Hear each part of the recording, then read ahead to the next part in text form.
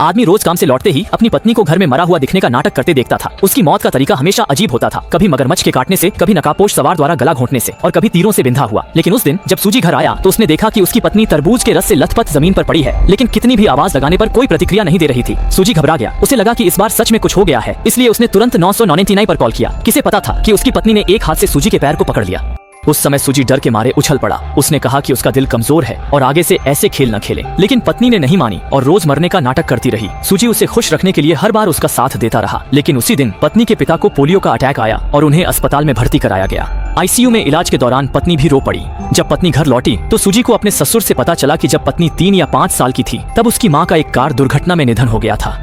उससे उसे गहरा सदमा लगा। सूजी को समझ आया कि पत्नी रोज मरने का नाटक क्यों करती है, क्योंकि वह चाहती थी कि उसके प्रियजन उसके जाने को जल्दी स्वीकार कर लें। सूजी के मन में भी एक विचार आया। उस दिन पत्नी सब्जी खरीद कर लौटी तो देखा कि पति जमीन पर पड़ा है और मुंह से तरबूज का रस बह रहा है। घबराई पत्नी ने तुरंत पुकारा, लेकिन सूजी अचानक उठ खड़ा हुआ।